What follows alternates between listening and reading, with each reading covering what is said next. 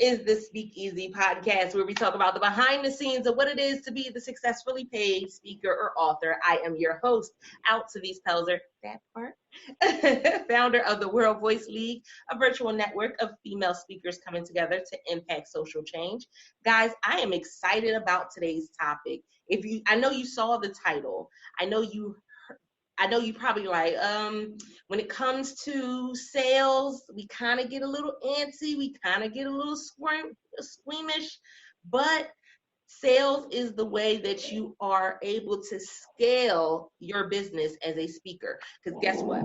Anybody can go and sell a book, anybody can go and sell a class, but we want to make sure that you're continuously being able to sell from the stage, sell when you're live, sell even when you do an interview. And I'm super excited about our guest for today. I'm going to tell you why. So, first of all, he's super awesome because he went out of his way to do today's episode. So that, first and foremost, is amazing. But not only that, as we were talking before we started the episode, he said that his catalyst, that thing, that pivotal moment for him, it didn't even include a book. So that's one of the things that we're going to be talking about in today's episode. So hello, Mario. How are you? Altavis, what's up? I'm excited to be here with you and your audience. Thank you for having me, my friend. Oh my goodness. So thank you so much for coming. I am excited. But before we get into today's topic, tell the audience a little bit about yourself and then we'll dive right in. So first, I should probably say, if you hear wind or if you hear people talking or you see people walking back behind me, I am camped out at a local Starbucks in the Bay Area. So some people, if you're from the Bay Area, you know, or if you're from California, you know about California wildfires. And 'tis the season for wildfires right now. In fact, we have a small one brewing about 2 cities away from where I live, which is in the Walnut Creek area. And what the PG&E, which is our gas company, is doing this time around, which they didn't do last year, is during high storm season where, the wind is high and the brush is dry. They're shutting down power to avoid potential fires that might spark as a result of power lines going down, etc.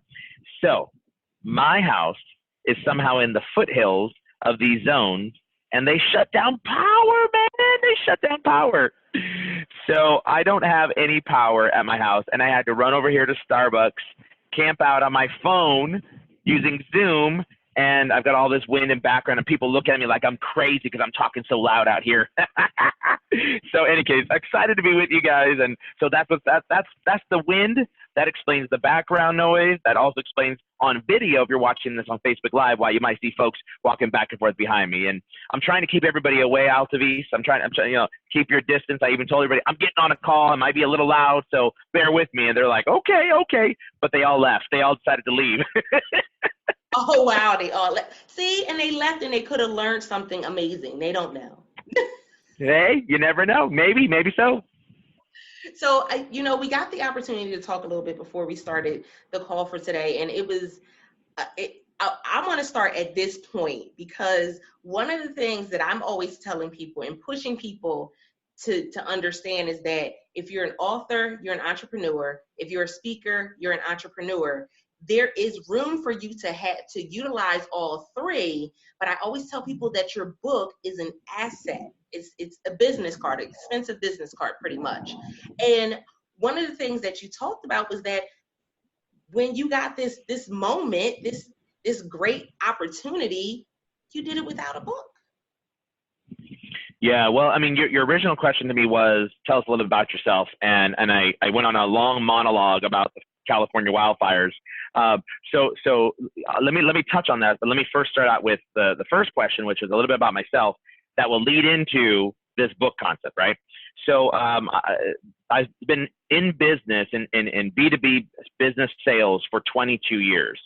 And I left almost 18 years ago. In fact, in 3 months, it'll be, no, I'm sorry, scratch what I just said. I was in B2B sales for 18 years. I left almost 4 years ago.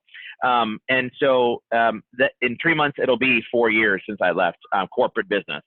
Now, when I was the VP of sales, at a software technology company, I actually launched what was called a digital selling program. So I included both social selling and video selling to our sales community so that those individuals could learn how to prospect to their B2B buyers using social and using video. It was a very successful rollout, successful enough that LinkedIn asked me to speak at their annual users conference to talk about how our sales organization of about 120 domestic sellers and 350 total sellers were essentially able to drive net new revenue as a result of using LinkedIn for social selling. So that was in October 2015. Now, I had no intentions of ever being out on my own. I was 100% dedicated to corporate business life. After I spoke, 1 hour after I spoke, I received an email directly from the CEO of a then Fortune 82 company. An email directly into my inbox. 3 weeks later, I was in their corporate office for a half a day behind closed doors, talking to the CEO, the CMO, the CSO, and the head of marketing and branding and social media for the company. And fast forward, that was October 2015. 3 weeks later, I was in their office. And fast forward a couple months after that, January 2016, I went out on my own. And, you know, it was interesting. And when I went on my own, it was to help companies, B2B companies, learn how to leverage social media and video to be able to help create more sales conversations with more qualified buyers. And so that was the consulting and training that I was doing. And I went out on my own. It was actually 100% by accident, right? So let me tell you the story about that. The company I was with in December was bought by a private equity firm. The PE firm said that they were going to do a 20% workforce reduction. I took a package, and in January 5th, 2016, I wrote a blog article. And that blog article was, "Dad, you said LinkedIn would make you money." Okay? And this was a conversation with my then 5-year-old. And what happened is he asked me to take him to school. Now, he had been asking me to take him to school every day religiously for 3 months prior to that because he was a kindergartner and he was a late bird. And unfortunately, I was commuting to San Francisco. So I never had a chance to be able to take him to school. And so it became like this religious thing. It became like religion to him. Every day he'd ask me, "Can you take me to school, take me to school, take me to school, take me to school?" And I'd say, "No, no, no, no, no," right? Then one day he asked me to take him to school. And I say, "Yes." And he was like, "Whoa, whoa, whoa, what happened?" And I said, "Well, Daddy doesn't have a job anymore." And if he says, "Well, what happened?" And I said, "Well, they were letting go of people, and I decided that I didn't want to be there, and the company let me go." And then the first question he asked me was, Altavis, he goes, "So does that mean that I'm going to lose my playground?" And I said, "Lose your playground? Mijo, why would you say that?" And he says, "Well, because you always say that you have to go to work to pay for my playground. So if you don't have any more work, then you can't pay for my playground." So I thought that was the cutest thing ever, and I'm sure you would agree, right? I mean, it's super cute, and the fact that he immediately went to me, he went to me, like, what's going to happen to me on my playground? Oh my goodness. And it just speaks to how they hold us accountable for everything that we say. Yeah, exactly. So I told him, I said, no, your playground's fine. We're going to be fine. And so then he says to me, "Well, why don't you go work for IN?" And I said, "IN? What's IN?" He says, "You know what IN is?" I said, "I don't know what IN is." He says, "Yes, you know what IN is." And I said, "I don't know what IN is." And he goes, "Hold on." So he runs to his bedroom. He brings out a baseball cap that has the blue and white logo on the front for LinkedIn. And I said, "Oh, LinkedIn, that's a great idea. I'd love to work for them. Why do you say that?" And then he says, "Well, because you always say that you use LinkedIn to help you find people so that you can make money. So maybe if you work for them, then lots of people will find you, and then you'll make lots of money." Now, this is a 5-year-old kid that, mind you, he watched my speech at LinkedIn's annual users conference 2 times. It was 48 minutes, solo speech that I did from their stage, and he watched it twice on YouTube.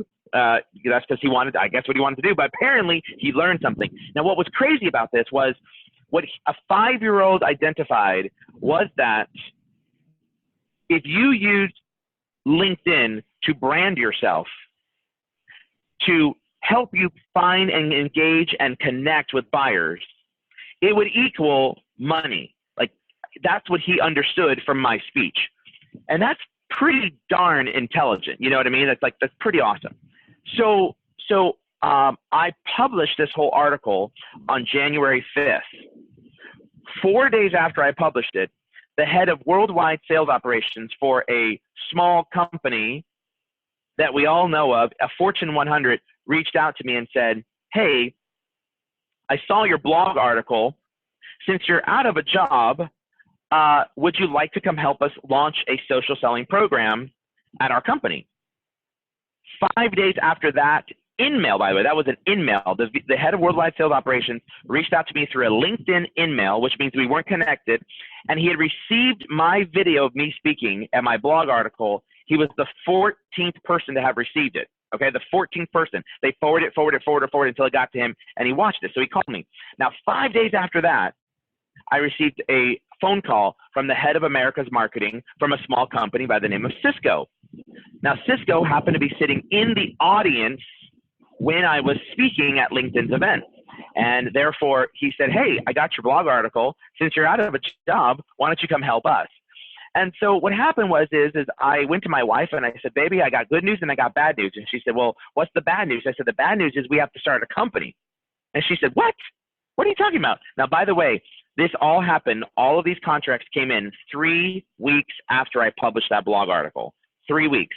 So by January 29th, I think it was, January 27th or 29th, 2016, I literally had 2 contracts in hand ready to go. And so she says, well, what's the good news? And I said, well, the good news is we're fully funded. And so she was like, I'm not buying this. Now, my wife, she is a former NICU nurse, a neonatal intensive care unit nurse. The ones that take care of the newborn babies in ICU, right? And I love my wife to death, and she helps keep me grounded and balanced. She's very linear. There's a system and there's a process. She's like, why can't you just stick to the system and process? Go get a job. Go get a job. I'm like, baby, you know how long I've been wanting to open up my own thing? I've been wanting to do my own business. So what I started doing was I got these contracts, and then I said, if I'm going to do this, I'm going to go big. I'm going to go big. I want to be a sales influencer. I want to have a tremendous, ginormous brand that helps to drive revenue and that gives back to the sales community. That's very important. So I started interviewing and talking to all these different sales influencers about, what to do, how to do, when to do, etc. And I decided, one thing that everybody said to me was, all right, if you're going to go big, if you want to be a sales influencer, you have to write a book. You have to write a book. And I don't know about you, Altavis, but here's the thing that's been all my life. Anytime someone tells me that in order to be able to do something, you have to do this, I usually say, watch me do the opposite, and I'll get there. I don't know what it is. I got something weird going on in my head. It's a little quirky, right? It's a little quirky. But when everybody told me I had to write a book, I was like, oh, heck to the no. No. I don't need to write a book. What I need to do is I need to leverage social media, give valuable content to my target audience, discuss and talk about how to go about creating more sales conversations using tools like LinkedIn and video, and showcase the techniques to go about doing this. And on top of that, I'm going to become a video king, and I'm going to create a podcast. And when I do those 2 things, I'm going to prove to everybody that you do not need a book to become a sales influencer or to make lots of money. And in 9 months, I was able to hit the charts of sales influencer, being published, being interviewed, third-party articles, showcasing me, reviewing my social media activity and identifying me as a top influencer.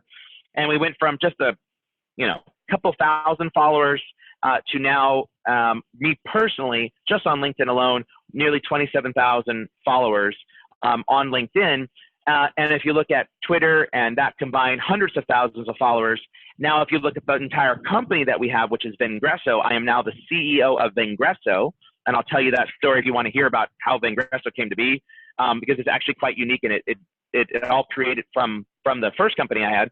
But now Vengresso, last year alone in 2018, we reached a small little tiny company. We were now a little under 40 people, full-time, part-time, three-quarter time, contractors, a little over 40 people, 98 million people that we reached on social media.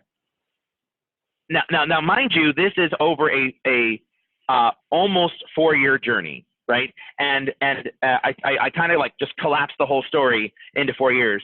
So my point is everybody who's listening out there who aspires to make the dollars, who aspires to make the money, who wants to hit fame, who wants to have their personal brand be blown up, and or who just want to be known for doing something great in the marketplace. Maybe you want to give back. Maybe you're doing, philanthropy work, whatever it might be.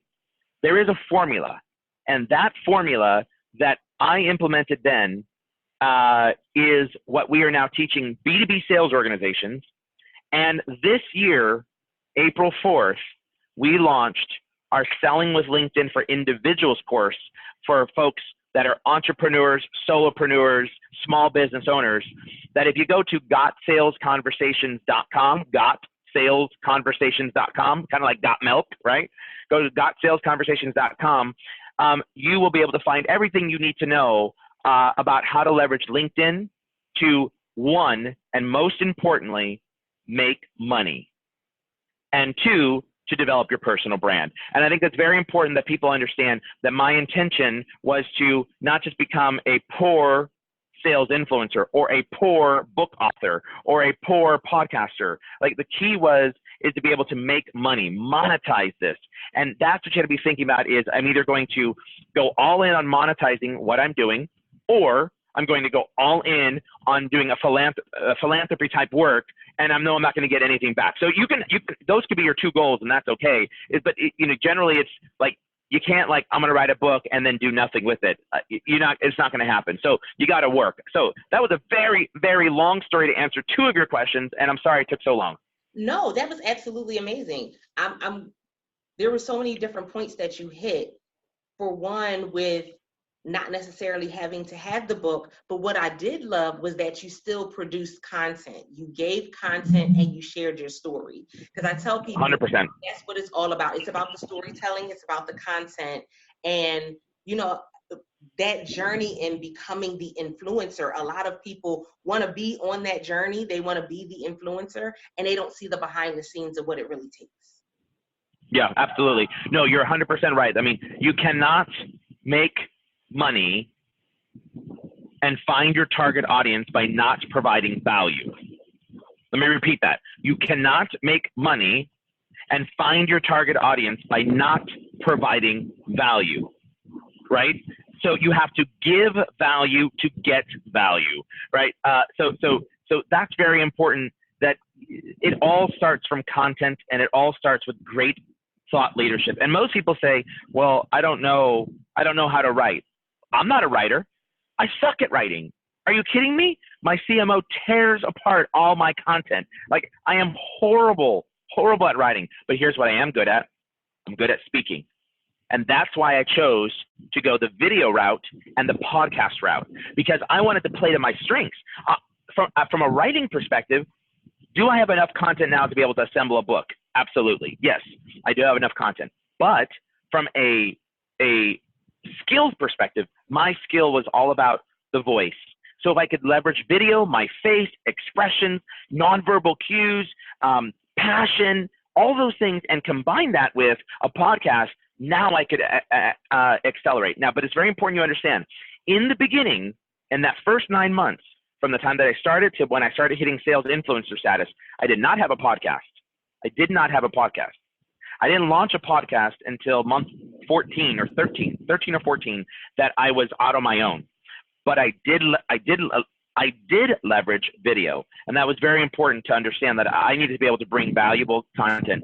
And I think it's also important to understand that when you make this journey, when you go out on this journey, you have to your point, create the stories, right? My son is the one who started my company that was later merged underneath Vingresso. My 5-year-old is who started the company. That's who started the company. And that is a great story, because as you tell that story and your reaction to my son saying, so that means I'm going to lose my playground, right? That is an emotional component that most people who have children, or even if those are aunts and uncles and, you know, cousins or whatever, you look at that and you see the pureness and the rawness of that story, and you can relate to it. And that's essentially what happened is I leveraged that story along with many others to be able to help amplify my personal message. And that's what it's all about. Every time we hit a stage, every time we share content. And so it's interesting that we went to the video piece of this, because for me, as an introvert, I was so scared to do video. Yeah. Absolutely terrified to push Exactly. that go live button. But I found that in doing video, it led to that next piece. It led to me being able to leave my full-time job. It led to me being able to write books. It led to me being able to speak on stages. It led to those different things. But you always have to, again, you have to find your lane. The same way that you said that the book writing was not for you, the book writing is not for everyone. But that also means I got to be able to not just step into my lane, but I got to be 100% with it. I got to go all in. I can't just put my toe in and think that I'm going to reach that level of success either. 100%. You know, I'm going to give you you and your listeners, I'm going to give you guys a tip. We have a selling with video course that's primarily used for today in the B2B sales enterprise companies that we train. We have not launched our selling with video course for individuals, entrepreneurs, and solopreneurs. We have not done that yet. It is in the works. But one of the things we do train on is because your fear that you just expressed about video is the same exact fear that most people have, including B2B sales folks. You know, these are folks that are in B2B sales, that do conversations and talking and meetings and events all day long and networking. They have the same exact level of fears, whether you're an entrepreneur or you're making $250,000 or $100 million or whatever the number is. Most people have that fear. So here's your tip.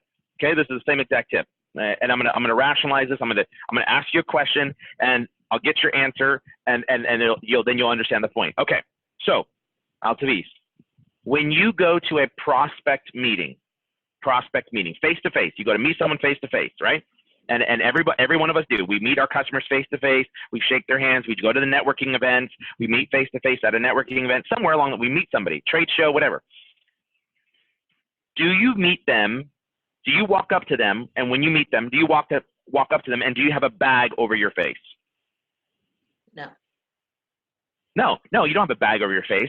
So all the fears associated with using video are generally around, I'm too fat, I'm too ugly, I don't have enough hair, I don't look right, I've got a double chin, I've got, a cross-eye, whatever fears you have of yourself, whatever fears you may have of yourself. And by the way, this is very common. Here's the tip. If you do not walk in with a bag over your head to cover your face, then just pretend that the little hole, the camera lens on your camera, is Mary, Susie, Johnny, Billy, David, whoever it is that you're meeting. That camera hole is now Mary. And talk to Mary. Talk to Mary through the camera hole. If you can visualize Mary as the camera hole, as the same way you talk to Mary in front of her, face to face, if you're not putting a bag over your head while you're in person, then you wouldn't put a bag over your head while you're talking to them through video. That's as simple as that. So all the fears that we have, I'm ugly, I'm fat, my hair doesn't look right, I've got a double chin. Look, I got issues. I'm overweight. Okay. But I will still walk into meetings just like me. I don't walk in with a bag on my head because I'm afraid of people seeing me. So don't be afraid. Use video, and that can help. So now with video, I know that we've gone and we've really propelled when it comes to live streaming, and just the fact that video already gets you a lot of engagement, and it gets you a lot of prospects. It gets you it's amazing. And live streaming is like the next step up from that. what would you say to someone who is just coming in and saying, okay, well, which do I do? Do I just go ahead and start with videos? Do I try to do live stream, especially now that LinkedIn now has LinkedIn Live? So LinkedIn Live isn't rolled out to everybody yet, and it's being slowly rolled out and by application only. I don't even have access to it yet, right? Wait, But here's what I would. Do it yet? I haven't. No. Oh, they're stiff arming me. They're giving me the Heisman. I don't know what's up. I don't have access to live video on LinkedIn yet. But here's what I would say is, I was very strategic about my plan. If I wanted to be able to grow and make money and monetize and build my own personal brand and develop as a thought leader in the sales line of business, the industry, then I first needed to build community and followers. Because you can create content all day long, but if there's nobody there to listen to the content, then what good is the content, right? And that's where I go back to, video is a great component to use, and it's a great feature to be able to get your message out there, and you can do it very rapidly. What we teach in our Selling with LinkedIn course, especially to individuals, and again, gotsalesconversations.com, if you go there, what you will find is first you need to agree and understand and admit that the buyer has changed on us today. Today's modern buyer has changed the game. We can no longer get to our buyers through cold calling and just email. That is proven, statistically proven, that you're going to have a less than 10% success rate. Period. End of discussion. Hands down. So you can cold call all you want, anybody you want, but you're going to have a less than 10% success rate. So the question you have to ask yourself, Altavis, is what the heck am I going to do about the other 90% of my target buyers that I'm not reaching? And that's a very important question that people ponder over. What am I going to do about the other 90% that I'm not reaching? That is where you come into play of leveraging social and leveraging video. Now, video is an advanced skill for an entrepreneur or solopreneur to leverage. And it's an easy way to be able to create content, no doubt. So you can start with some video, but what you really need to start doing is leveraging social to be able to develop your brand. So step number two, I mentioned step number one is the mindset. You got to develop the right mindset that the buyer has changed the game on us. And if you develop that mindset, then you will understand that you need to do something different. All right. So that's the step number one, or phase number one, that we take people through when taking them through our Selling with LinkedIn training course. Number two, what you need to do is you need to develop your own personal brand. And we're talking about your LinkedIn profile. Your LinkedIn profile is a mini quasi website that speaks to who you help, how you help, and what business problem you solve. The last thing that you want is for your buyers, as you're engaging with them on a platform like LinkedIn, is for your buyers to come to your LinkedIn profile and look at you and say that you're amazing at this, you're amazing at that, you're wonderful at this, you are the solopreneur expert, you are the consulting expert of whatever. Like, they don't give a rat's butt about whether or not you think you are amazing at whatever it is that you think you're amazing at. What they want to know is who you help, how you help, and what business problem do you solve. And so we take our trainees through the program and teach them how to develop their own personal brand on LinkedIn with their profile. It's the longest training component of our almost 8 hours of training that we provide. And that's all around the branding component. Now, you will notice that I never even said that you start finding, connecting, and messaging. I didn't even talk about that, because you must get the brand piece done first before you start finding and engaging, because the worst thing that can happen is someone comes back to your profile and your brand sucks, right? That's what you don't want to have happen. Now, phase number three, after you fixed your brand, phase number three is you're going to learn how to find and engage with buyers. Once you know how to find them, then you can start targeting the right type of buyer. And now you can learn how to engage with those buyers. What's the engagement? How do I like? What do I comment? What do I say? Should I tag them? Should I follow them? Right? These are all the things that we have to think about doing. And then once you know how to find and engage, now it leads to a connection.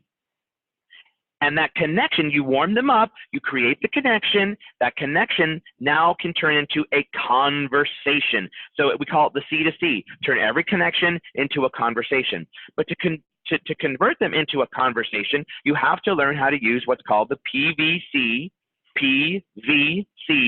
sales method. All right, what's PVC? Are we talking about plastic piping? No, we're not talking about plastic piping, PVC, but we are talking about you have to learn how to personalize, give value, and create call to actions that will create engagement or meetings. Engagement or meetings. And that's all part of our phase number 4, which is learning how to connect with individuals, both on the inbound and on the outbound, and really growing and developing that network to go from, a couple hundred, couple thousand to the tens of thousands. That's super important. And now in phase number 5, you get to feeding your network with valuable content, both creating and curating content. So you'd ask me about creating content. Remember, I did not create my podcast for a year plus after I started.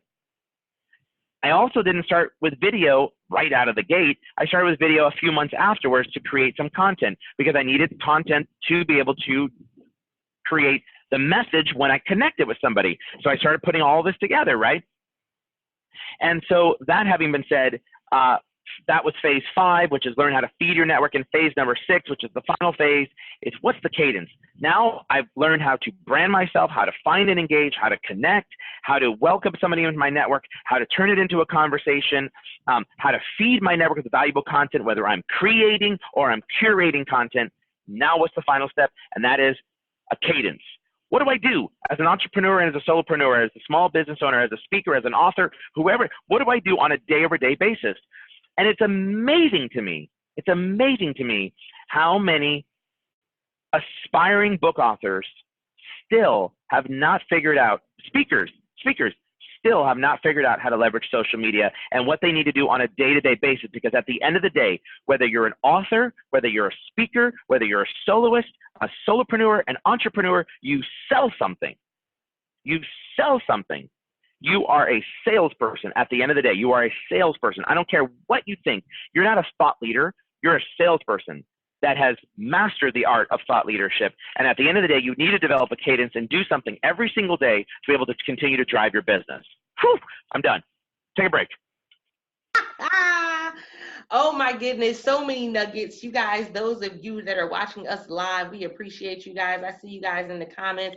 They are not even commenting. That means that they are taking notes. I love it. I love it. That means that they are taking notes. I absolutely love it. And so I asked this question of everybody that comes onto the platform. Have you had any blunders in this journey so far? Any times or moments where you can look back right now and say, that wasn't the best choice? Wow, that's a good question. I'm sure I have. I'm trying to think of something that jumps out at me. I mean, probably the thing that jumps out at me most was that when I was on my own, before I merged the company, I had a company. When I started out, my story, as I mentioned to you, I started out as M3 Junior Growth Strategies. That was the company. That was later merged underneath Vengresso to form the largest digital sales training company in the world, is essentially what we are now. And that's over the last 4 years. So when I was on my own, I did a lot of trial and testing. And that trial and testing was, if I created messaging this way, how would people react? If I did this activity on LinkedIn, how would people react? If I sent out a video like this, how would people react? So I did a lot of trial and error. And I would say I learned from that. And I did burn a few bridges, meaning of potential prospects or customers that could have bought from me, because I was testing and the messaging was wrong. But that's why I always contain my testing. I always contain that. So, maybe that's probably the biggest one. And the other one is a year after I started M3 Junior Growth Strategies, I merged together 4 companies with my 4 co-founders, Bernie Borges, Viveka Von Rosen, and Kurt Shaver. And we actually had a few more partners that we merged companies underneath Ingresso, and we exited some of those individuals from the company. And hindsight being 2020, I've been in leadership for a long time, and I know this rule, but it was hard to let go. When someone wasn't the right fit, when something wasn't right, they should have trusted the gut and said it's time to go, as opposed to hold on to something for a very long period of time, right? And so that was something I probably regret, is not making better leadership decisions sooner. But nonetheless, we still have had a very successful track record, and it hasn't really tanked me per se. And I will close with, I still have not written my book. I love it. I love it. And so they're telling me they have to go back. Some of them are saying I have to go back to the beginning and listen to this all over again. I love getting the different perspectives when it comes to being the speaker and the author, because everybody's journey is going to be different. And I always tell people that no matter what, you have to follow the journey that's going to work best for you. The same thing when it comes to connecting on social media. Stop trying to be everywhere. Start with just being one place. And when you decide that you're going to be in that one place, do it 100%. Go all in every day. Show up and show out. Show up as the expert in the industry. Show up. Now, listen, don't show up as the expert and you don't know anything. Learn what you need to learn in order for you to show up as the expert. And with that being said, I'm somebody who I'm always learning and growing. So I'm going to ask you this question. For me personally, what is either the current book or the last book that you've read?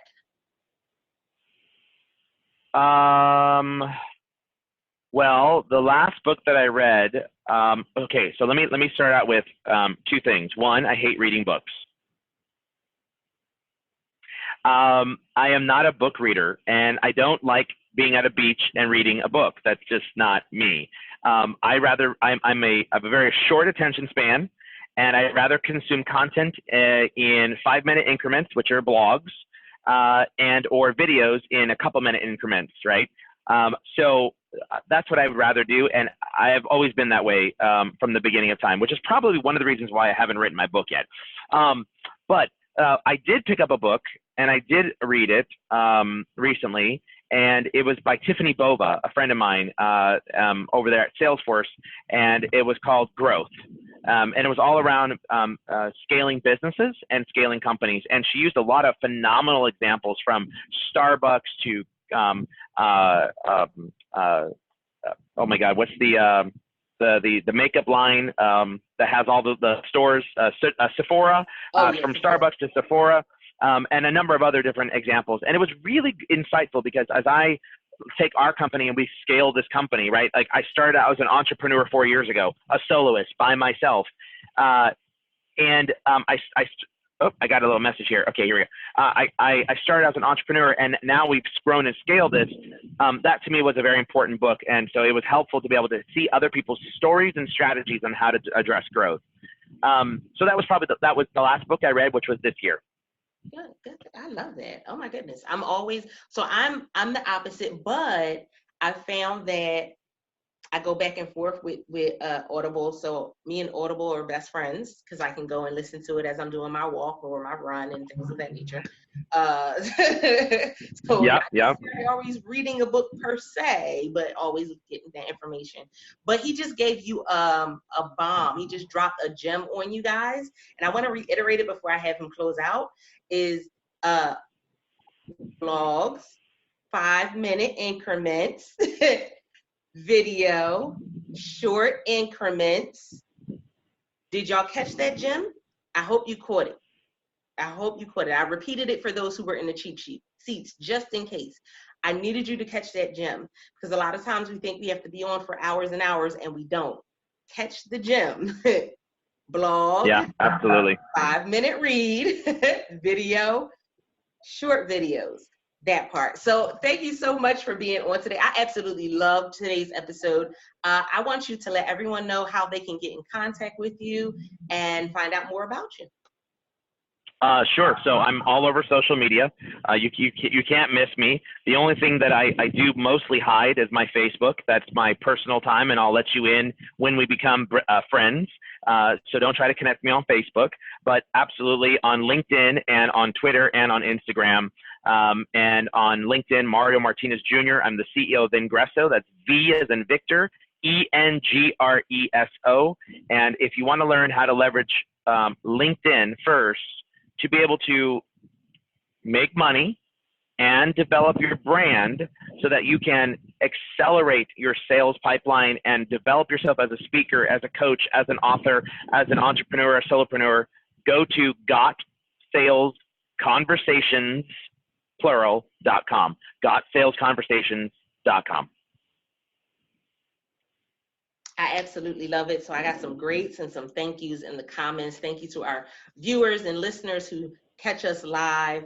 And surely, listen, I appreciate you coming on today and the content that you gave today. It was absolutely phenomenal. Guys, you know, this is one of the reasons why I created this platform, is because there are so many varying stories when it comes to the journey to success. And your success is not going to look like the next person's success. You have to understand, what is success going to look like for you? What do you want it to look like for you? I do have to say that with all of the changes on LinkedIn, you may want to go ahead and invest in that information, because LinkedIn has become one of those platforms that's kind of growing in the ranks when it comes. Absolutely. Yeah, Altavis, I just want to say something, because you said something about success being different for other people, and I truly believe that success is what it is that you envision it to be, right? If you think you'll fail, you will. If you think you'll succeed, you will. And I think there's something that's if I could just leave one final nugget, and it's something that I'm very passionate about, and that is, I was extremely intentional and calculating in my strategy plan.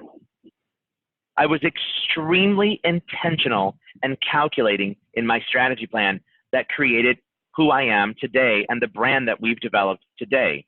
And I have a saying that we talk about this all the time inside of Ingresso: brand drives demand. Brand drives demand. And I just want to leave that piece of advice for all entrepreneurs, starving or not, all soloists, starving or not, book authors, starving or not, podcasters, whoever's listening to this program, whether you're starving or not, be intentional and calculating about your strategy plan. And if you don't know what that means, it means that you don't have a strategy plan. And what I mean by a strategy plan is, you better have laid out what you are doing every month for the next 12 months, and work backwards into what you need to do to accomplish those items. And that means, if you're doing a book, how are you going to promote it? If you want to grow, make money off of this, then how are you going to be able to build your audience? If you want to be able to build your audience, how are you going to develop your brand? You got to identify these things, and you got to lay that strategy plan out for people to understand who you are and what you have to say. Because if you think you will, you will. If you think that you can't, you won't. Right? And that's super important that you understand that. And I just think that that's probably one of the biggest mistakes that entrepreneurs make is they try to do something, they don't have a strategy plan, they don't understand what they're going to do every single day, every single week, every single month. And they're not flexible to be able to adjust to where the market conditions may respond. Remember, I said I did a lot of testing. I adjusted, right? But I worked my butt off. I worked my butt off to be able to accomplish something in 9 months that was almost next to impossible. And to be asked to speak, I was asked to be part of the movie that Salesforce.com, Mark Benioff, they produced a movie about sales. And I was one of 20 sales thought leaders around the globe that they asked to be inside this movie. I was a nobody, nothing, right?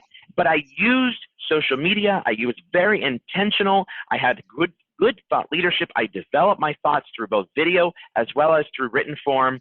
And I used editors and those types of things. I understood my weaknesses and strengths, and I had a plan. So I don't care if you're starving or not. If you do not have the next 12 months mapped out, guess what? Starting now, Between now and December 31st, you have approximately 2.5 months. You better have a strategy plan of what you're doing every day, every week, every month. Be intentional about success and drive that success plan.